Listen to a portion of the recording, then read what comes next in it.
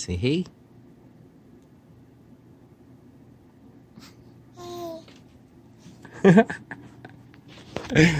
All right, that honestly sounded like she said hey. Anyways, hey y'all, welcome back to the ranch. I'm Jared Paul, and today I'm going to fix the last two trees that I need to fix for the winter season.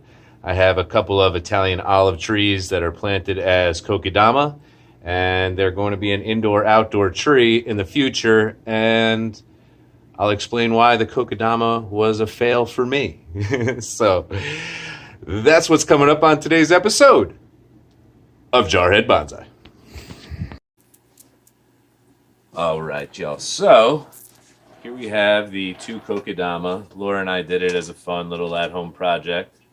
So she found this air dry clay from a company out of Barcelona, Spain. That's where we went on our honeymoon. So that was pretty cool. They also supplied the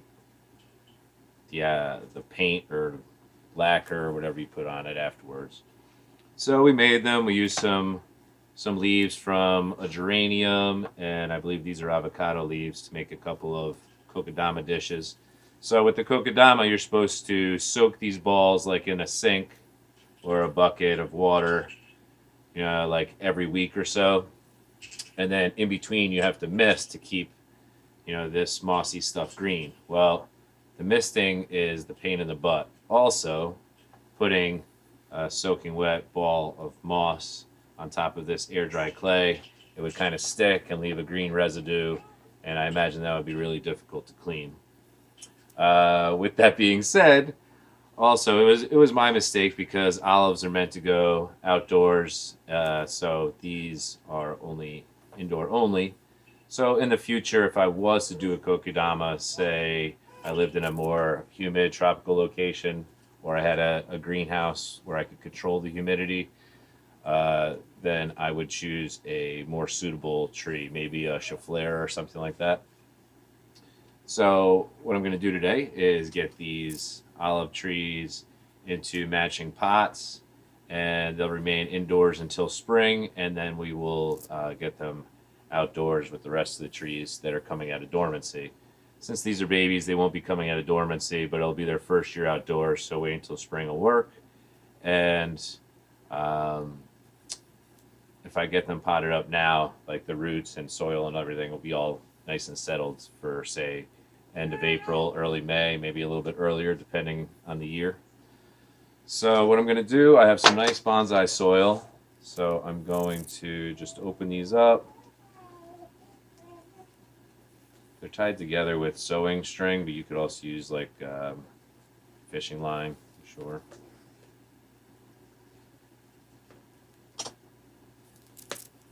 But the trees themselves, they're looking good. Each one of them has a healthy set of leaves coming out the top. No branching or anything yet, but they also haven't been pruned. So I have no intention of reusing this stuff because clearly I was not much of a fan since it kept browning up on me. I had the same stuff from a store when I bought my money tree clump, or I got it. Well, I got that as a gift, but when I got it as a gift, it had this Kokedama like moss on it, and it just instantly yellowed up, and it was really hard to keep up with. Oh, way to be gentle, Jared. So that exploded. There's a few roots in there. Nothing crazy. It's actually pretty dry, so I'll be watering all this in afterwards. I figure this is a finer grain bonsai quality soil. I would use it more with like succulents, cactus, things like that, maybe tropical trees. So I'm going to put that towards the bottom of the pot. And this way the finer new roots will have that really fine soil to come out in, and then the upper soil is going to be this coarser, perlite dominant bonsai soil. Just trying to get this height for it.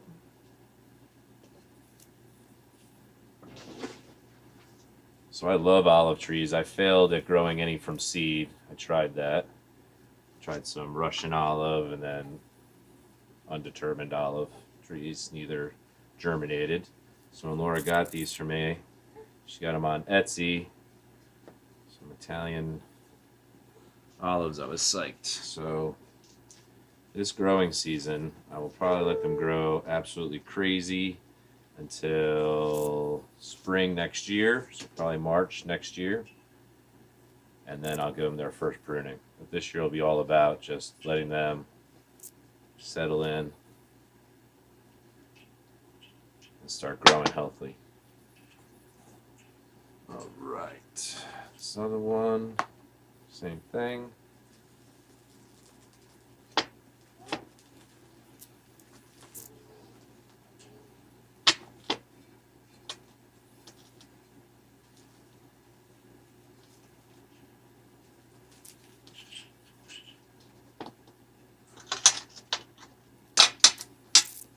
I think this is the one that it's the larger bowl.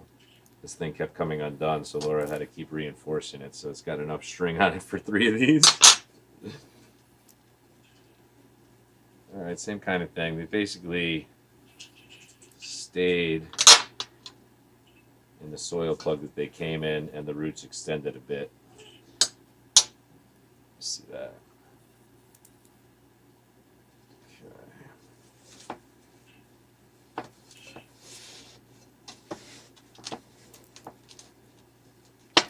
Same thing, getting that finer soil. Be good for new fine roots that come out in spring. And the bottom there.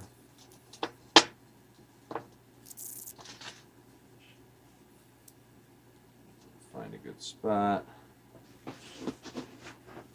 Now it seems like olives, once you get them established, are pretty hardy. From what I've seen, once they get established, they're one of those hard to kill. You could really prune them hard. You could, I've seen some serious ones. Yamadori from Aussie Bonsai Bloke. It's a very forgiving climate he has with the warmer trees, but I mean, to basically take a chainsaw and cut a tree at the roots and have it come back, that's really cool. All right, cool. So these I will scrub up and maybe put in the closet for a future project or find another use for them. Actually, I might use them for when the eucalyptus leaves on my lemon-scented gum fall off and dry up. I'm always looking for a little potpourri dish because that just smells so awesome. So yeah, I'm going to get these watered in, and then I will get them put right over here, opposite sides of the Libra symbol, and let them chill out there until spring when I take all my trees from downstairs that are overwintering in the basement, chilling out in dormancy. When I bring them all out, give them their pruning, repotting, whatever's needed, and get them set up outside. Totally psyched. So that's going to do it for today's episode of Jarhead Bonsai, y'all.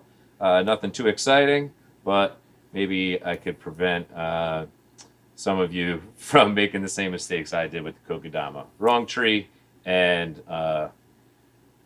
way too high maintenance for me. But now they're set up in these matching terracotta, and I look forward to seeing them grow as bonsai. So that's going to do it for today's episode of Jarhead Bonsai, y'all. Hope you enjoyed yourself. If you did, please hit that like, subscribe button, and we'll see you real soon. Cheers.